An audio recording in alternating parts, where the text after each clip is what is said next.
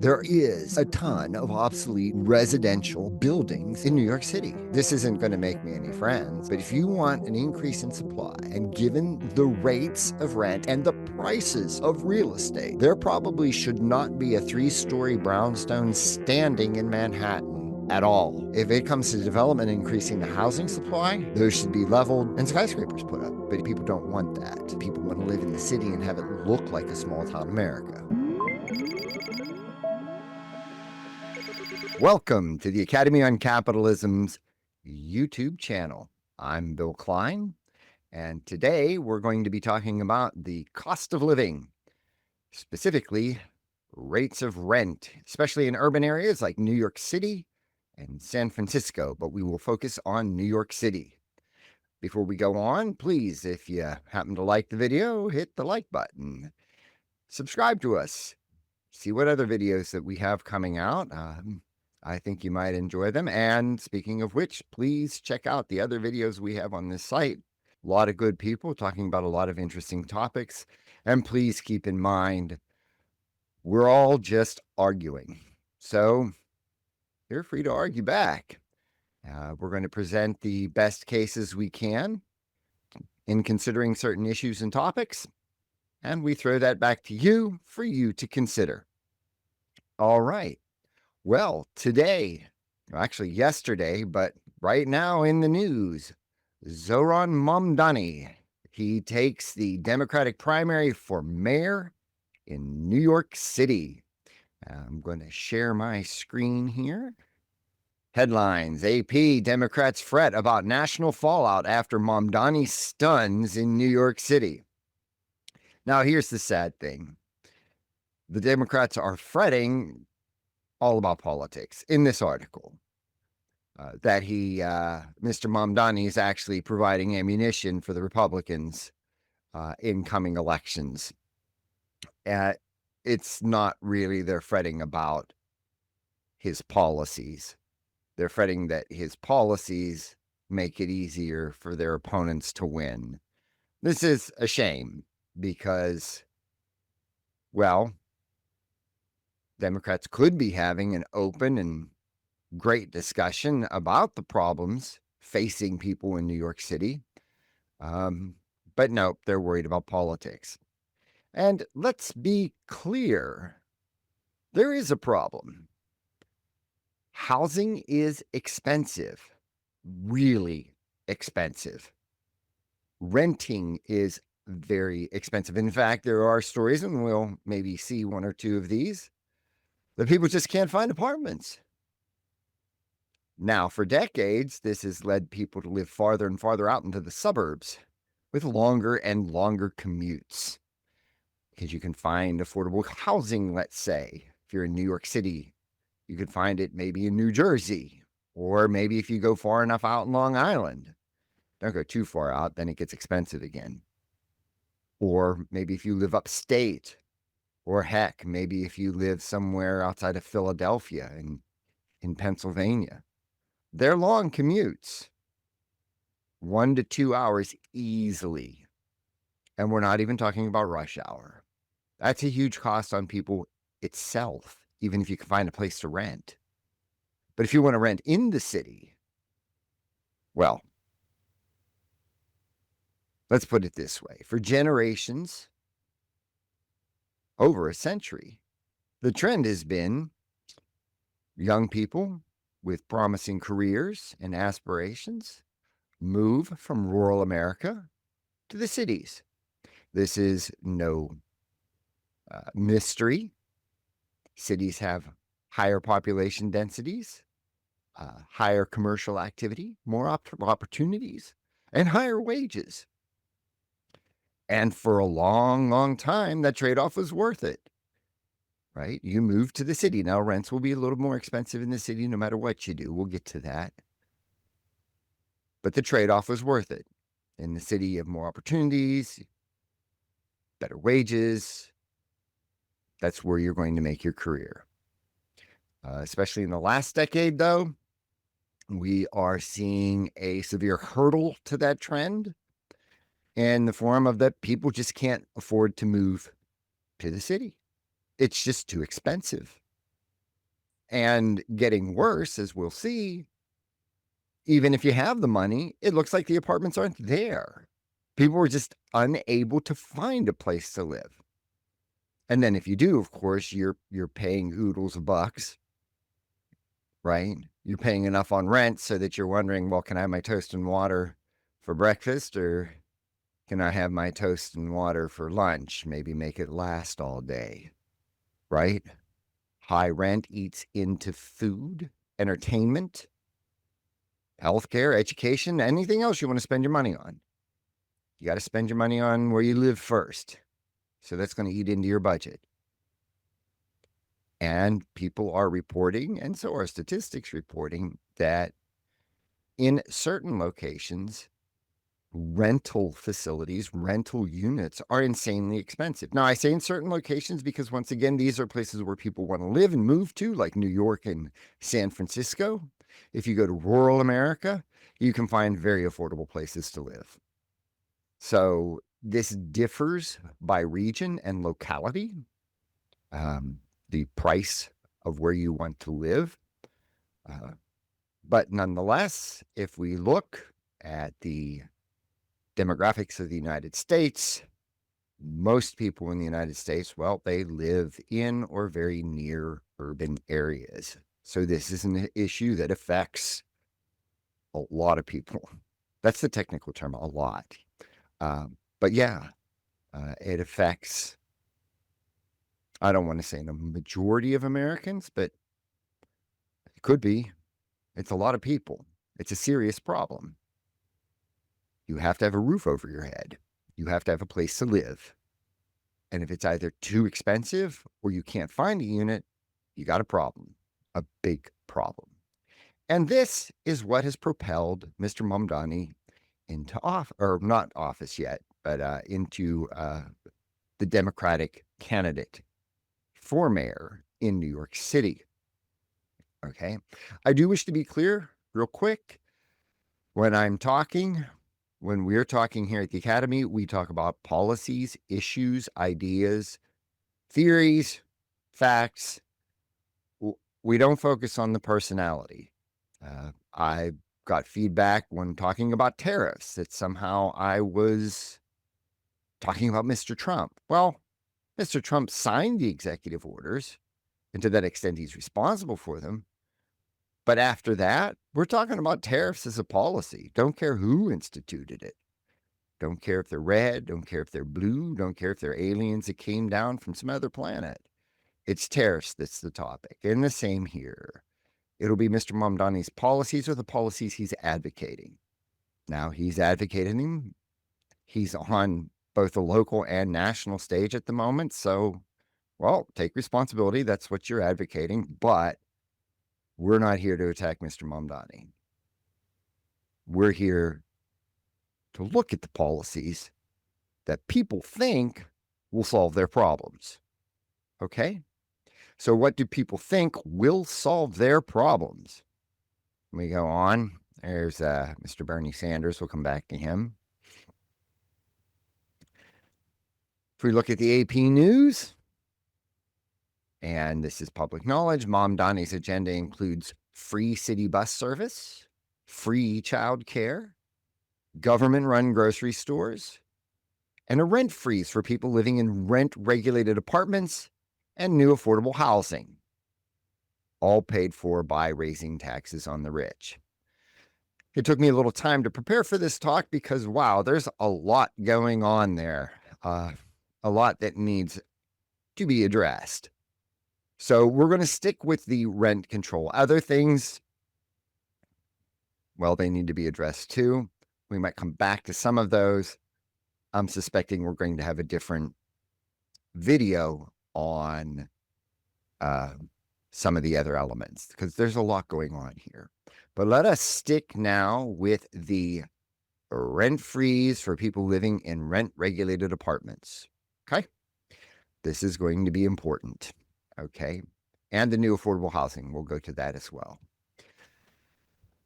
Before we do that, though, okay, and this is why people enjoy politics sometimes because they just kind of get to shout out what they feel, both on the left and right. Like you get to be out there and, whether you're posting on your Facebook page or you're marching or whatever, what you feel. And you just get to shout it out and hopefully somebody hears you, I guess, right? And that's your voice. Our voices are important, but the problem is across the spectrum. I mean, as human beings, forget your political alignment, we tend to just shout out what we're angry about or shout out about something we just heard, something that's kind of tweaked us, and then we get all riled up. And before we go into that, I just want to tease out a couple of things because the problem is really bad. Let's not make it worse through awful statistics. Let's not make it worse to just increase readership. Let's not make it worse because people are just too lazy to go and dig up the facts.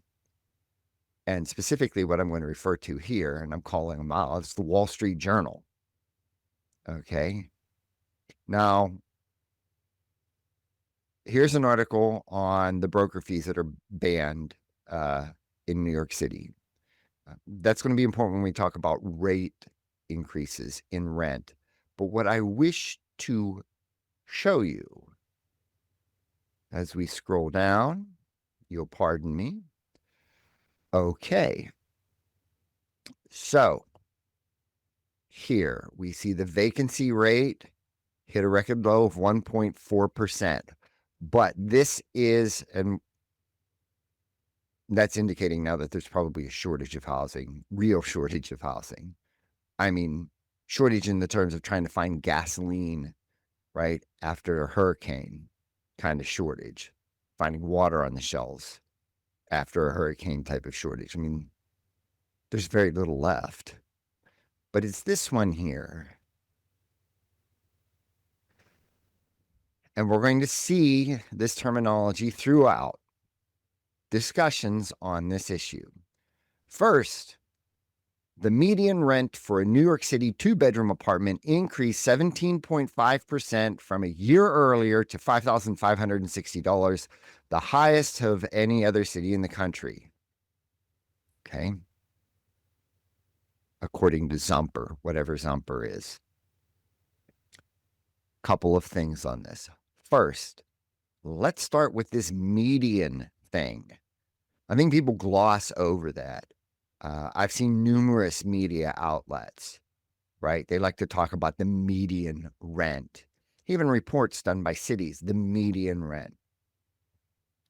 Does the median rent contain the information that people are most concerned about, right? Let me come back to Bernie here, right? Fight the oligarchy. Well, Bernie is one of the few Democrats who's actually excited about Mamdani's candidacy. Mr. Sanders is consistent on that and stands up for what he believes. But I want you to look at this quote of his. Mamdani's campaign really shows the direction in which the Democratic should be moving. And that is to not worry about what billionaires want, but to worry about what the working class people want. It looks like there are actually two issues floating around that the people who are voting here want. One, affordable housing. Okay. It's not, and we can very easily lose, right, sight of what we're talking about, because number two, there's something about the rich. There's something about the billionaires. There's something, people aren't happy with them. People have issues with the rich. All right. Right now, I'm not going to say A or B about that. I want to put that off to the side and focus on what is it that the working class people want? Affordable housing. Does the median address that? Not really. See, the median's just the midpoint. It's not an average. It's just the midpoint between whatever the top is and whatever the bottom is. So median rents can go up if the most expensive penthouses, whatever, gated communities, if the rents for those go way up and nothing else does, you'll have a rise in median rates. Okay. Now, of course, the less expensive can go up too, right? The cheaper, the whatever, they can go up too. That can also affect, right, the median rates, obviously. But right now we don't know. All you're doing is talking about the median rates. That really tells me very little to nothing about the middle, where most people are living, right? Most people aren't living in public housing, and most people aren't living in the very, very expensive top portions of the rental market. They're living, and that statistic, that could stay the same. Boom, that stays the same. The bottom can move and the top can move, and we end up with higher median rates. So I think that people like reporting on median rates because it sounds more shocking. It fluctuates or can fluctuate more quickly, more radically. And here we see exactly that kind of dynamic here, because in the last year, that median rate increased 17.5% from a year earlier to $5,560. A 17.5% price increase in anything is insane. A 17.5% increase in prices, I dare say, would signal a catastrophe. We might just have one, but 17 that is a price spike of true note. Okay. That's alarming. That is really alarming. And I also think that that's why the Wall Street Journal is using that number. I'll talk a little bit more. It's not just in this article. When we talk about brokers' fees, there is also the article on the housing crisis so bad that it is propelling Mr. Mamdani, well, now as the Democratic candidate and perhaps into the mayoral office. We see the 1.4% again here. But here we see even less careful analysis. Now the median is dropped, and we are merely told the monthly rent for a 2-bedroom apartment has climbed 17.5. Sorry, I get excited. That the monthly rent for a 2-bedroom apartment has climbed 17.5% over the past year to $5,560. And look, we need to look at that closely, because the rhetoric of that suggests that that middle portion now is what has moved 17.5%. And that's not quite true. It's gone up. We have a problem. Rents have gone up. Supply is minimal. We have a problem. But when you state it like that, that's not a problem. That's a disaster. That's an emergency. That's something that calls, usually by politicians, for immediate action. This is something that can't wait, because next year it's going to be 17.5% again. And then the average person looking for a new house will be paying, new rental unit, will be paying over 35% more, or even higher than they were 2 years ago. And we'll start hearing the rhetoric and the language, this is unsustainable. With rate increases like this, soon people earning the average whatever salary will never be able to afford an apartment, even if they do give up their toast and water for breakfast. Do you see? The monthly rent for a 2-bedroom apartment is climbing 17.5%. That's not a neutral phrasing. That's alarmist. That's raising an alarm. Okay. Over the past year to $5,560. The problem is that neither of these are quite accurate. we could say downright untrue. And shame on the Wall Street Journal for its editorial oversight on these. All right. Why? What's the first problem? Well, the first problem is, and let's go to CBS. New York City Rent Guidelines Board votes to lower the range for rent increases over the next 2 years. So, for some portion of the housing which we have not yet looked at, the rate in these rent stabilized units or rent regulated units over a 2-year lease, the permitted increase, landlords are permitted to increase those rates for people who are actually living there, still living there, not new move-ins, right? But people who are living there, 3.75% to 7.75%. So that's not 17%. So there's a portion of the housing market that this here doesn't apply to at all. In fact, it's just false. Okay. There is some portion, we need to take a look at what that is, where the rate increase is in that range. Now walk with me, right? This isn't maybe the most exciting thing in the world, but do you want a solution?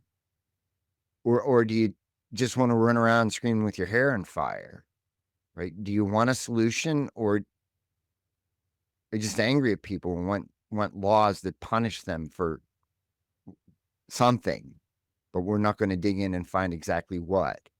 We're just kind of going to emote out there, right? But if you want a solution, and that's what the working class people want, they want a solution. Okay? And that's what to keep our eyes on. The one thing on both the left and the right, the politicians constantly do is try to take our eyes off of the solution and what it takes to find the solution in order to get us pissed off at somebody. Okay? In order to get us angry. Bernie Sanders is going to talk about billionaires.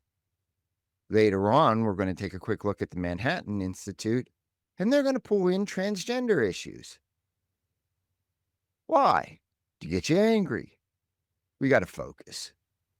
And I'm sorry, focus, sometimes not the most exciting, but I do think it has a payoff. Okay? So, whatever that 17.5% increase in median rates are, it's not in this segment of the housing market. If we go and look at Market Watch, we tend to get a slightly more realistic view of what the increases are. We break it down into the boroughs. Okay, the median, once again, we're talking about the median. Across all bedroom types in Brooklyn was 3,650, up 1.4% from a year ago. In Queens, up 6.6% from a year ago. Okay, now, this is from Market Watch, is using something called the Elliman Report. All right, and we are permitted to say, what is this Elliman Report? And this is going to be very important because we have differences in the data here, but the Elliman Report supposedly told Market Watch that rent-stabilized units form about 20% of the overall housing stock and 41% of apartments as of 2023. So forget the housing stock for a second, because we're talking about the rental markets. New York's a rental city. Most people rent, even the rich rent. So 41% of rental apartments as of 2023, okay, are rent stabilized. So we are still not entirely accurate as to the number and percentage of rental units in the city of New York.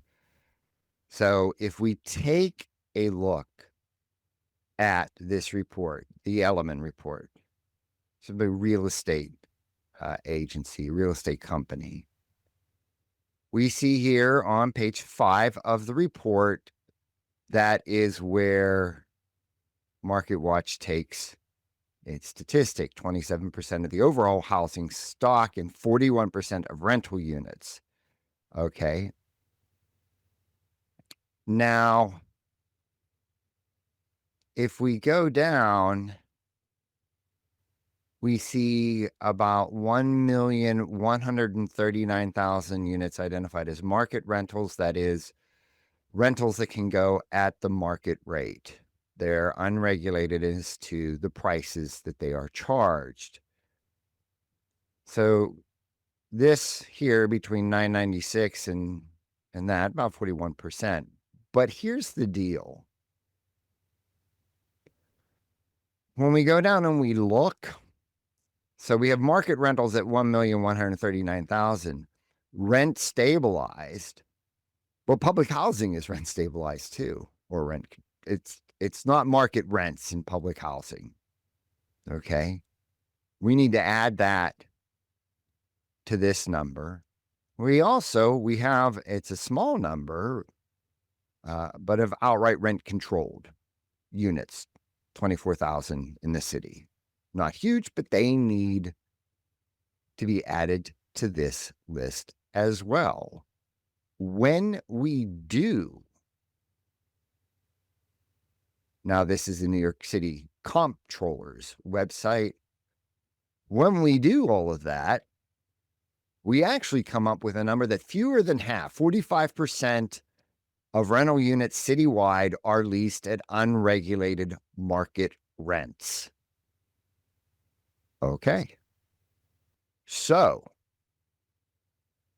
going back to our discussion earlier about getting the facts right, this means that the 17.5% increase in median rates, some of that took place, right, in the rent stabilized units. Say 41% of the market did that. The 17.5% rate increase did not occur in public housing, obviously, and it did not occur in the rent-controlled housing, obviously. This means that those fewer than half charging market rents probably rose way more than 17.5%. Or they're at the very top, and the very top went up. But you're starting to see, hopefully, what I mean here. And that is the fact that 17.5%, while it is an alarming number, is actually quite constrained. It is a number that does not apply to 55% of the housing stock, or rental units, not housing stock. That's different. The rental units, 55% of the rental units, that's just not true. The 17.5% rise in median rates is going to come at those that are unregulated market rents, which most likely means that the top range went up, that the most expensive went up at least 17, 18%, probably more, but that they went up at least that much, right, to move up the median price.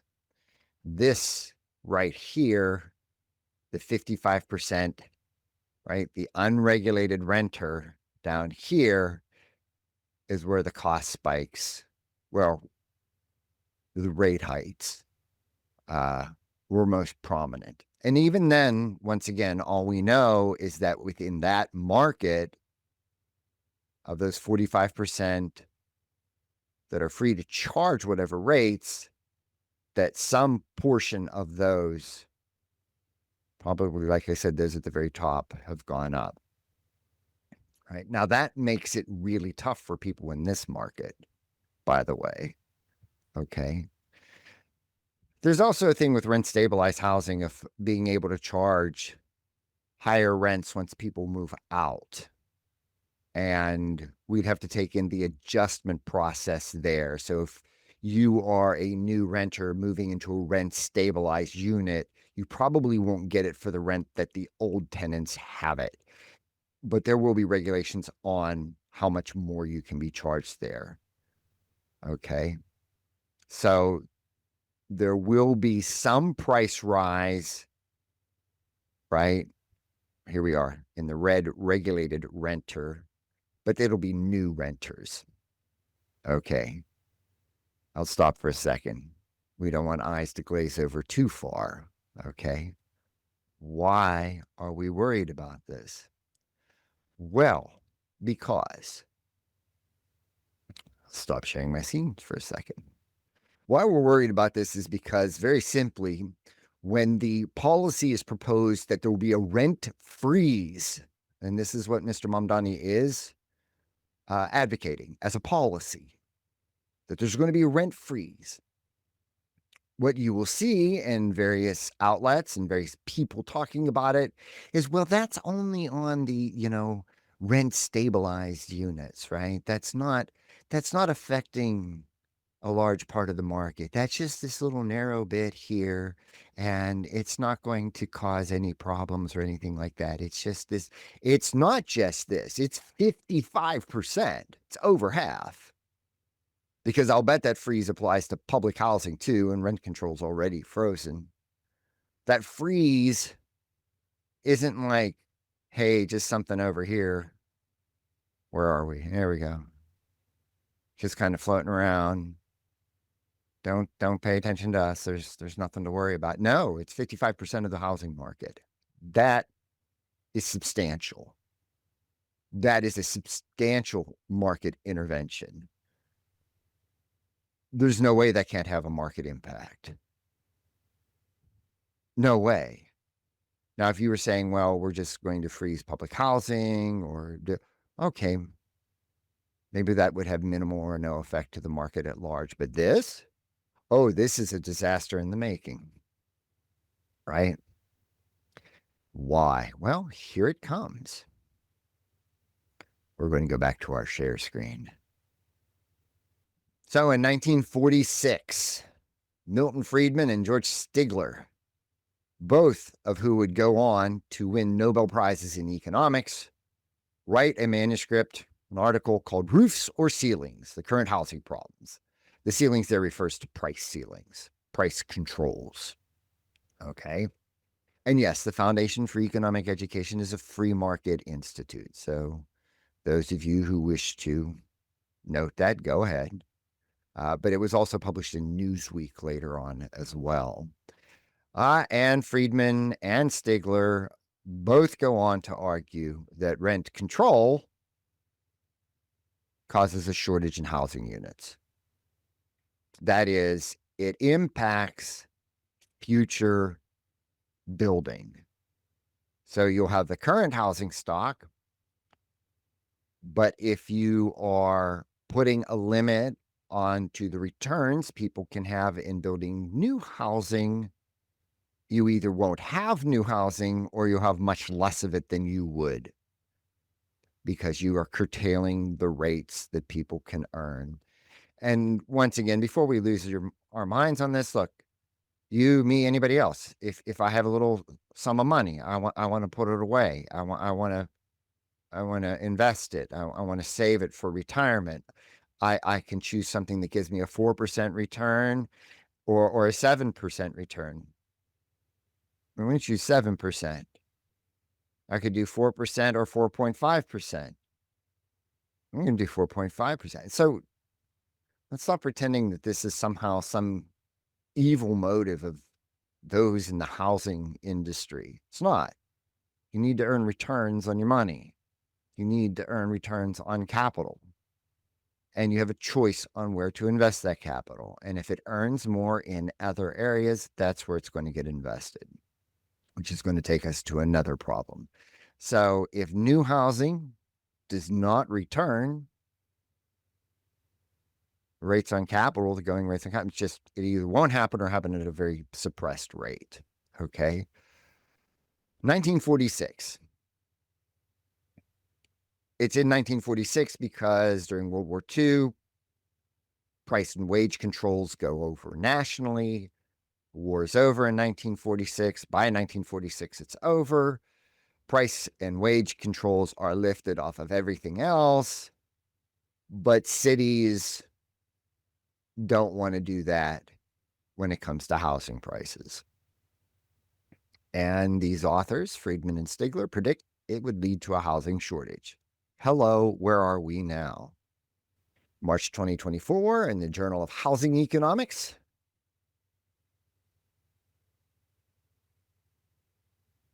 All right. This is a massive study of the literature, over 100 and some articles on rent control. And not surprising, the effects are that while it does keep rents lower for those in the controlled or stabilized units, it does dampen future construction. Okay. It does contribute, if not cause, a shortage of housing, which is exactly where we are. Okay. So that should not be a surprise. However, so I am trying to be careful because I don't want people to be out on the street. I don't want people to be unable to afford housing. I want those people who are full of aspiration and energy and youth and ideas to be able to do stuff, right? Go out there and make a way in the world, right? Make things I've never seen before. And also just simply to enjoy other people's success, right? Much better to watch a world where people are succeeding and flourishing and happy and doing all the great stuff you get to do, rather than a world where people can barely afford rents if they can find a house at all. They're couch surfing, right? That doesn't lead to healthy social lives or productivity, or we need a space of our own. Need a space of our own to do our work, to get away from it all. That's part of flourishing. So yeah, I want to see people be able to afford houses. So here's what could be said now. Like, okay, rent control and even stabilization, right? Because if that rate increase doesn't accurately account for inflation or other cost increases or who knows what, we're going to have a problem with investment in those units as well. Okay. Upkeep, renovation, issues like conversion, all will come into the stabilized units. But you could say, look, you still have 45% of the market that's unregulated. In terms of prices, this is where we're going to need to talk. But in terms of the rents that they charge, they're unregulated. So how can, even if it's 55% of the market, right, how can the rent, now this would be a rent freeze, this would be rent control. How could rent control in this sector affect that 45% of housing? And that's a good question. One direct way, and this comes up with tariffs as well, is if you are thinking now, say you were thinking of building a unit, right, an apartment building in New York City, and Mr. Mamdani gets elected, I think it's quite reasonable to believe that both him and the people who would elect him into office would like to see the rent freeze go across the board. That is rent control for every apartment in New York City. Maybe not for the very rich, because Well, we'll get back to that. But rent control extended, rent freezes extended. That's the political climate. Are you going to build in New York City now? It's going to take you years to plan, and this is going to be a factor here. Years to plan, years to get the permits. You got your lawyers and you're weaving through the regulatory bureaucracy. And then a huge investment, hundreds of millions of dollars, tens of millions, 100 millions, $1 billion, depending on the building. A finance now that you're going to tie up in this project that after your years of planning and approval will still take you then years to build.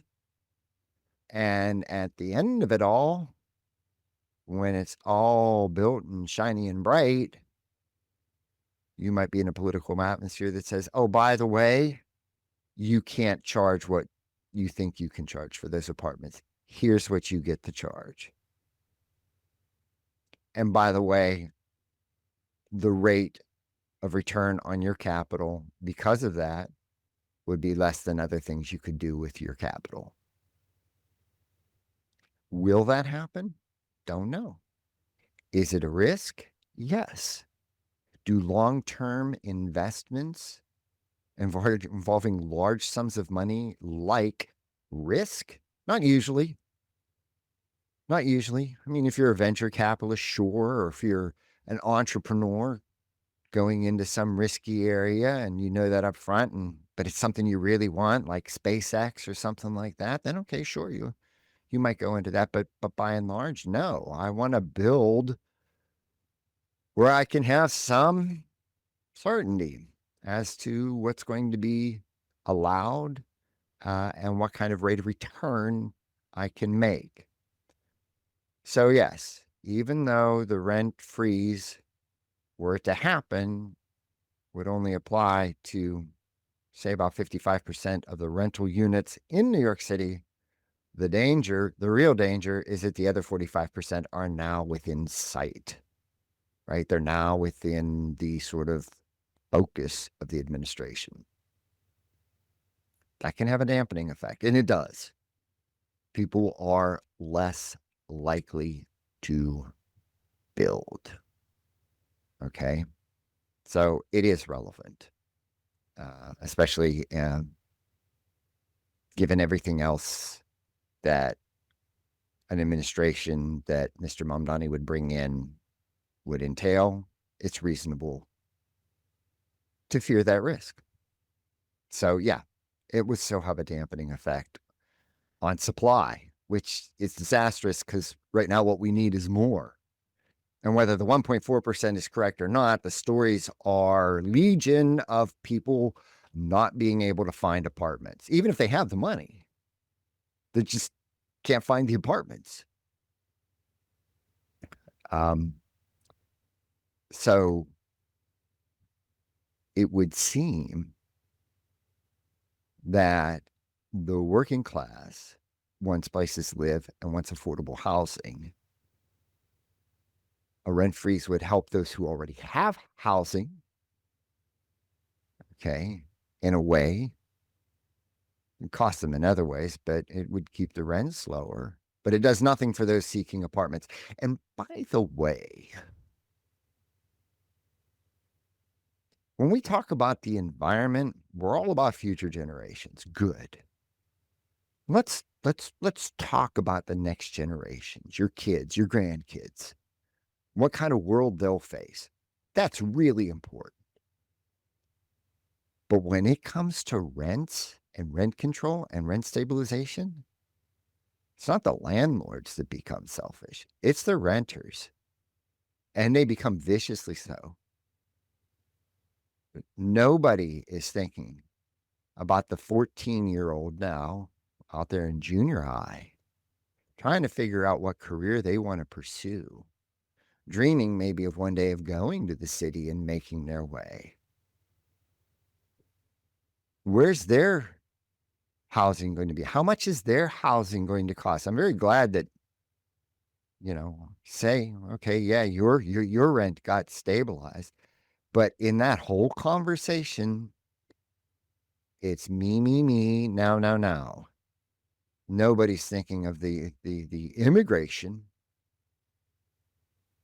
of 14 to 18-year-olds who will be coming. You're making the world a worse place for them, not a better. So if we're going to think about future generations, I suggest when we start thinking about housing policy and renting policy, well, if you're really concerned about future generations, you need to be here too. Or you could just be virtue signaling and, where it doesn't cost you anything, you're worried about future generations. But when it does, well, we see. Does this mean there's not a problem? Oh, there is a problem for you who are renting, for you who want to rent right now. But the question is the cure worse than the disease? What is the cure? What can we possibly do that would make a difference? So yes, something needs to be done. Right? The people who are renting in New York City and those who want to rent are facing a huge problem. The cost of the renting. This is a problem. I'm not denying that. And it is one that cries out for a solution. And you're positioned right now where you could say, well, look, 45% is not price regulated. And even though there is a risk that new housing might be subjected to some sort of rent freeze, we're not there yet. And there are entrepreneurs who have different tastes for risk. So, yeah, maybe some entrepreneurs who are more risk averse will not invest in housing and in rental units in New York City, but there are others who will. Okay, there are others who will, given their own probability estimates. Okay, so we've allowed prices to rise in that 45% and rise considerably, it seems, in that 45%. And we still don't have enough housing. That whole market story where prices rise, people see that now there's a profitable opportunity and move into that area and increase supply, just doesn't seem to be true in this case. And it does look that way. I would submit, you shouldn't be surprised that this is going to be my argument, but let's walk with it. You're right. Free price movement is not enough to have a functioning, healthy market. We should not make the error of thinking that, okay, there aren't any price controls. Now entrepreneurs move in and supply and demand will start its thing. Because there are other things that affect and provide barriers to entry. And this is what we're going to look at. Why aren't the price signals from that 45% enough? Right? And you're like, good gracious, if they're not enough, how high would they have to go? I certainly don't want the market going that high. That would be terrible. I get it. I'm not saying that the prices, right, that would be desirable for the prices to go that high, 50% higher. What I want to look at is what's stopping the supply from increasing at more reasonable rates that people could afford, right? What's the reason we're not seeing an influx of supply where we would in any other case, right? Where it looks like profit margins are going up. And that's going to be part of the problem. Not saying that landlords in New York City do not make a profit, but once again, we are looking at landlords who are already established. We are looking at landlords when we're talking about profit rates. I've seen some estimates that either in the past year, in the past couple of years, a 12% profit was earned. Now, let's be careful because people will confuse revenue with profit. But even with that said, that's current landlords. That is nothing to say of the nightmare that new people will have to face coming in. And so let's take a look at that. In considering this and talking through it and just even learning more myself, I came across this New York City Construction Trends by Baruch College, the Zicklin School of Business. Now, as far as I know, this is no conservative think tank. I don't think it received any Koch money. They're just analyzing construction trends. So what are we going to see? Well, let's look at page 7. There's a lot going on here, by the way. It's a very interesting document to look at. So here on page 7, here's the worrying bit, right? What we're talking about. So while this blue line is new construction permits for whatever's being constructed, these gray bars right here, these are new units, right? New buildings, new permits for new buildings. And what we see is a substantial decline from 2005 all down to here. Okay. Just when you need an increase in new units, you're getting a decrease. They're not covering the demand. Now, why? Is there going to be just one cause? No. But interestingly enough, what this study does cite, okay, now we have cost of construction, and in a city that's going to be higher, right? That's going to be a hurdle no matter what. You're going to pay more to build in a city. Supply chain issues, getting the stuff into the city, coordinating. I wouldn't want to do it. It's a nightmare. People do it, but it costs a lot. And construction materials, labor, and the rest. So yes, that will raise the cost structure and make rents higher in the city than they would be somewhere out in the countryside, most likely. But what the report here cites as market challenges with the high construction costs, okay, which, by the way, interestingly enough, they say resulted in a focus on upscale real estate projects. Now, if that's true, guess what? What did we say earlier? Rise in the median rental rate, the median, that midpoint rate, is sensitive to high-end increases. So if the top goes up, the median goes up. Okay. Well, here we seem to have at least some evidence that that is exactly what has happened.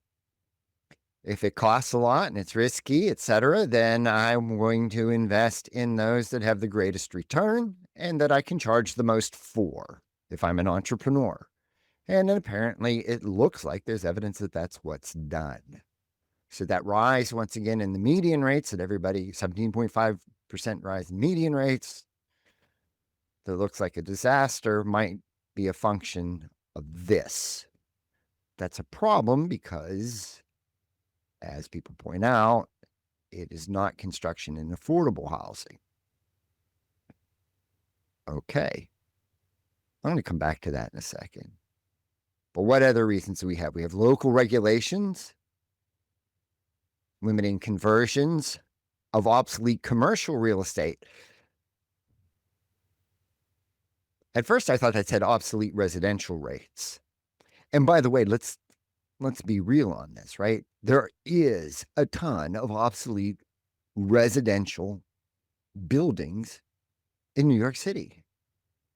Given rental rates, this isn't going to make me any friends, but if you want an increase in supply, and given the rates of rent and the prices of real estate, there probably should not be a 3-story brownstone standing in Manhattan at all. That is I mean, unless you're really, really rich and just you want to buy that and hold on to it. If it comes to development increasing the housing supply, those should be leveled and skyscrapers put up.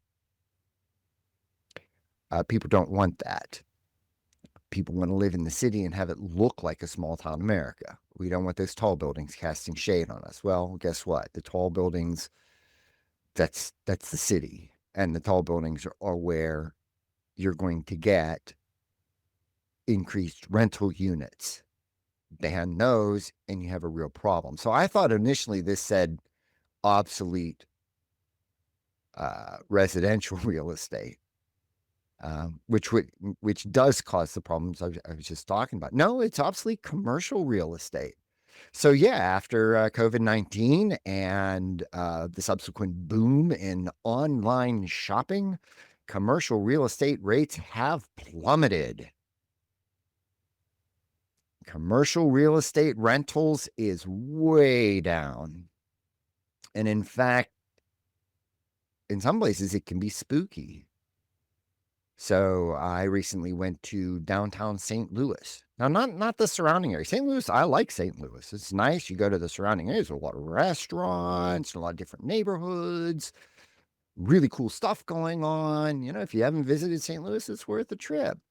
But I wanted to rent a hotel right downtown by the Arch, the touristy kind of thing.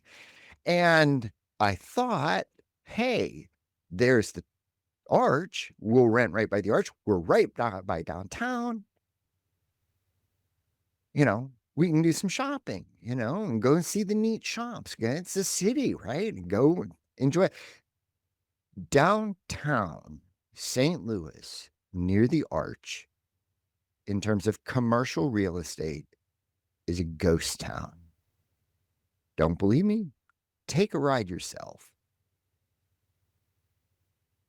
Nobody wants to use it for commercial real estate. And I really do mean nobody. I mean, drive around, take a look at it. So what would make sense then? Well, in places like New York City, wow, let's think about it. Huge demand for residential, no demand for commercial. Why don't we just switch over? Zoning. If you're zoned commercial, you might not have permission, probably don't have permission to convert the space into residential. You will now have to go through the New York City zoning process to get that property rezoned. And that's not an easy thing to do. In fact, it can be quite a pain in the neck. If you can do it at all. You might not even be able to change it. So that's what they're talking about. Very interesting. ESG legislation. Compliance may impact existing property values, maintenance costs, and new building construction costs. I hadn't known about this. You've probably seen this here. We'll come back to that.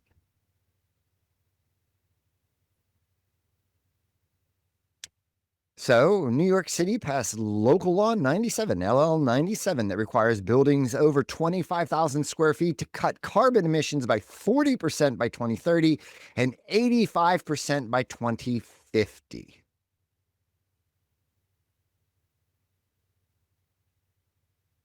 I have no idea how that's going to be done. But we all know one thing, it's going to be expensive. That is going to be expensive. So I would imagine new buildings have to meet that requirement as well, adding to the expense of those. And by the way, if you go back and look at New York's own study on its housing market, a surprising number of buildings are like pre-1974, even pre-1940. And you got to ask yourself, like, why haven't new buildings be built? Precisely. But how one gets these buildings who are quite aged to then meet these carbon emission standards, that's a mystery to me. But it is going to raise cost and it will raise rents. If it does that in commercial real estate, which is already depressed, forget it. But in residential real estate, one way or another, that's going to find its way into rent increases. And then now people will write, I can't believe you're against the environment. Didn't say I was against the environment. But what I am saying is people want livable solutions to rental units they can afford. And that the problem is that rents are skyrocketing. Well, if you champion a bill like this, okay, but that's precisely what it's going to lead to, an increase in rents. Which do you prefer? Which do you think is the better option? You have to decide. That's politics.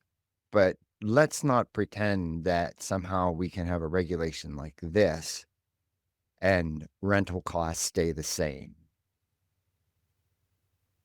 That it's just not true. It can't happen. And because of these local regulations, not just those, what do we find on the international average cost comparison? We're number one. New York City is the most expensive to build in, followed closely by San Francisco. I find this very interesting because London is no cheap place to live, and London is no stranger to regulations, and yet it's less expensive to build in London. So you're the most expensive city to build in, and you have a housing shortage. I don't know what the mystery is, right? We have to work on ways to perhaps reduce those costs. I know subsidies, et cetera, might be a popular response to that, but that's not going to solve the problem. You need a massive influx of housing. And right now, the barriers to entry in New York are huge.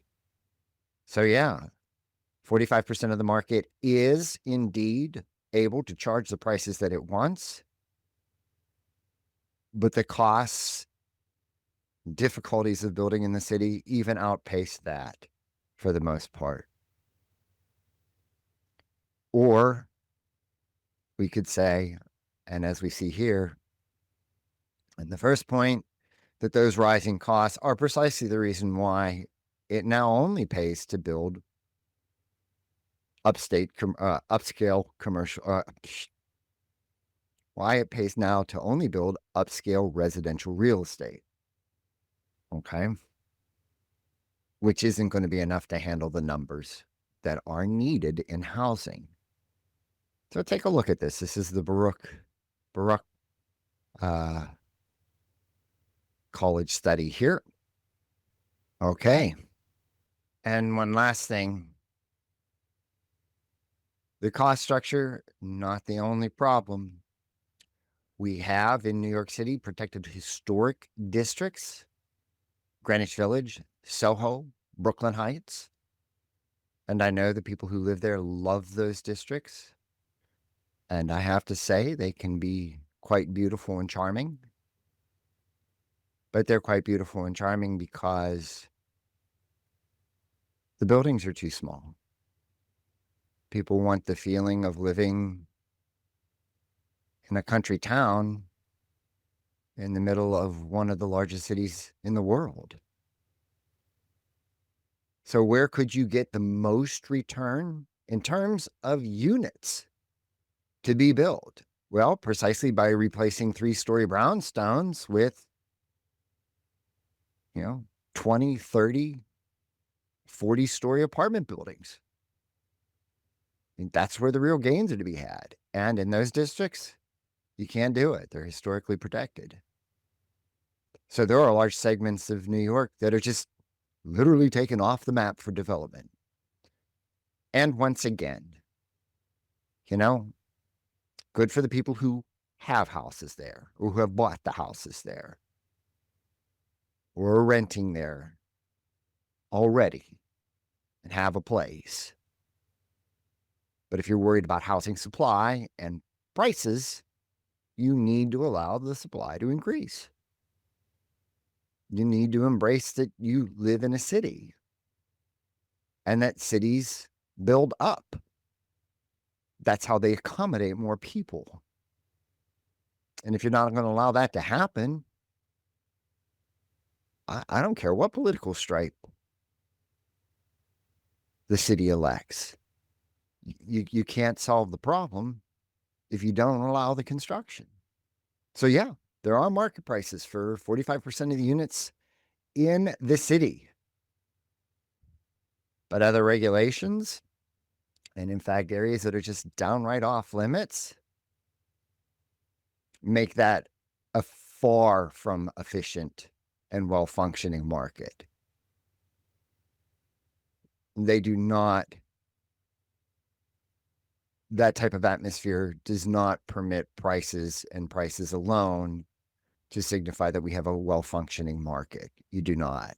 You have a market that is hobbled for other reasons, whether it's aesthetics or the environment or whatever else you're going to say. Fine. But then take the trade-off. Can't have it both ways. And if Bernie's right, what the working person wants is affordable housing. So if that's what you really want, then you got to make the trade. But nope, some people will say, nope, there's a solution that Mr. Mamdani as well does, that we have a solution. What we are going to do is build public housing. That's how we're going to solve our little dilemma here. We're going to make more public housing. That'll be affordable. That'll help the poor. Okay. So now let's take a look at that. Oops. Here we go. New York City Housing Authority. This is their website. Largest public housing authority in North America. Created in 1935. As of this date, they have 528,000 residents with 177,569 apartments in a lot of buildings. Mr. Mamdani actually advocates, adding 200,000 to this number. Okay, 200,000. Well, here's the thing, just in numbers. At around this number in 2025, we're probably talking about NYCHA serving about 5% of the rental population. We're going to look at some stuff that came from 2023, 22, 24, where that number is around 400,000, and that represents about 4% of renters. Okay, so it could still be, between 4 and 5% of renters NYCHA serves. A 200,000 unit increase, while it sounds impressive and construction-wise would be kind of impressive, 200,000 new units, that's doubling almost the size of NYCHA. would, in the end, only serve about 2% of the rental population. I'm not saying that the 2% who got that housing wouldn't be thankful. The 2% who get that housing, right, will most likely be grateful and happy, right, that it's helping them, of course. But we won't hear from all the other people who didn't get it. We'll only hear the stories of the people who get to move in, first of all. And if the situation is as dire as, the feedback we're getting from renters at large and politicians, 200,000 units isn't going to make a dent. 200,000 units is not going to solve the problem. It does something, but not nearly enough. But then here's the next question. Is this really the avenue to go down to get 200,000 units? Right? So NYCHA's website here is all nice and pretty. But I came across this organization, the Institute for the Study of Human Rights out of Columbia University. I would definitely not characterize this as a right of center kind of institute. Okay. I found this and was actually kind of a little surprised. I'm not saying that they would have the same conclusions that I am or that I would argue for. Let's make it very clear politically, they would offer different solutions. But in the identification of the problems, spot on.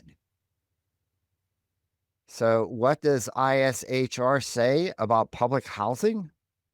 You got to scroll down a little here. Oops, I scrolled down too far. This is on their blog. See here, they're 4.3% of the city's population. Safety and sanitary conditions are an ongoing challenge for NYCHA.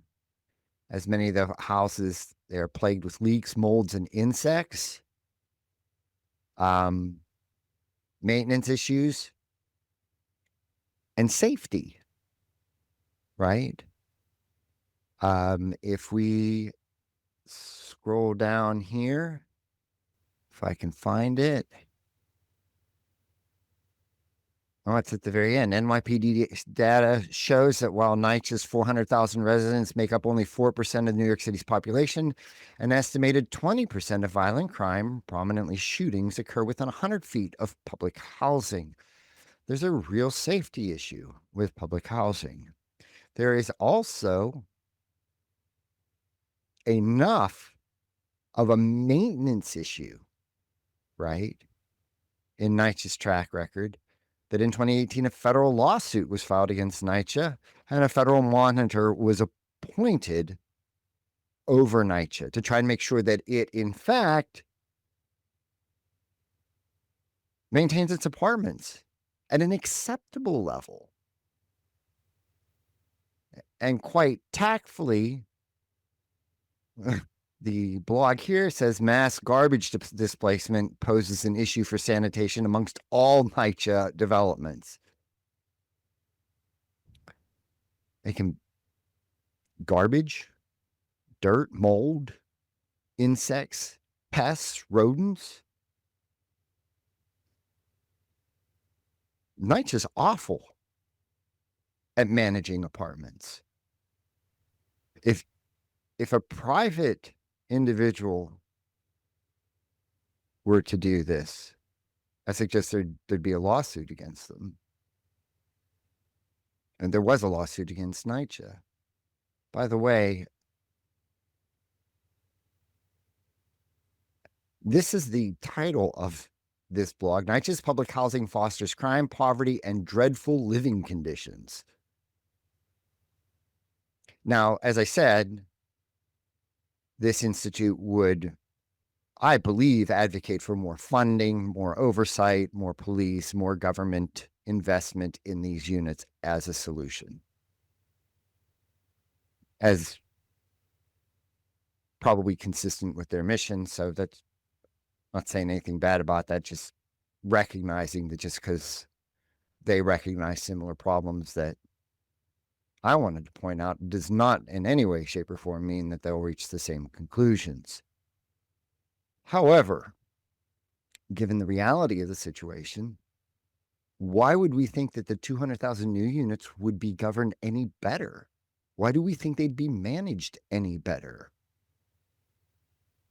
Right?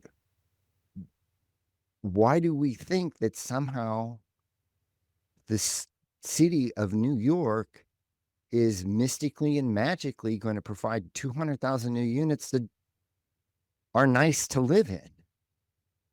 Right? These places don't. Kind of awful. The people who live there's a lot of really nice people, a lot of people who want to work, a lot of people who want to make their way in the world. I'm not talking about the people, but I'm talking about not just management of the public housing, which is exactly where the 200,000 new units would go. Okay. And by the way, in terms of crime and safety, we also find now this Manhattan Institute also cites the crime as a problem of these units. So if we're going to build new units, I'm not seeing a new solution to the crime problem. So there are some real questions here as to what qualifies New York City to run apartment buildings. They can build them, but their track record in running them and maintaining them and keeping them into a living condition that's acceptable, right? That's not their track record. So, okay, we're going to stop supply. We got these historic districts. We have all these regulations, even though we're letting people charge for rent. We're really going to stifle the new supply that actually can come into the market. People will mistakenly then, because they're not going to walk through all this stuff, say, up, but markets fail. We have to have the government provide it. And then oddly enough, when they say that and they get behind it, and then people put blinders on, and it's like, well, hold on a second. Why don't you look at the stock that's already there? Is that really what you want? Is that the type of housing you want? Right? Is that built and managed better than the private sector could? And you're like, well, the private sector is not providing it. Yeah, I get that, but that's been the storyline here. Open up areas, reduce costs, reduce regulations, make it possible for people to build less expensively or convert commercial into, and you will have rental units then pushing further down into the income zones. I'm not going to say that they're going to hit the poorest of the poor, but you will definitely have people pushing in that way. And let's see what happens. But we don't even have that happening. We don't have that happening, and people are just blaming it on the market. And okay, the government has to step in and do it. Nothing here has given us reason to believe that A, this is some sort of capitalist market failure, or B, that the government's going to be able to step in and make things better. If indeed the working class want better housing, cheaper housing, you're going to need more supply. And if you want more supply, New York City and San Francisco and other regions are going to have to think hard about the trade-offs to be made in terms of historic districts, in terms of zoning, in terms of rent controls and rent stabilization. You work on those elements, you will raise housing supply. If you insist on maintaining all of those elements, supply will not increase. Everything else will be window dressing and politics, and the working people who need affordable housing will get lost in the politics, lost in the emotion and the anger, and left without one of the things that everybody needs, and that's housing. Thank you very much for joining us here today. I invite you to think about these issues. Go and take a look at some of the stuff there that I put up as we took a little trip through rent in New York City, which also apply to other cities. And you know what? Let us know what you think. We're in this together and trying to figure out solutions. So, to paraphrase John Lennon, all we are saying is give markets a chance. It's worth a shot. It really is. Thank you very much. I hope you all have a wonderful day. And please check out our other videos on our site. And subscribe if you don't want to miss the next video. Have a good day.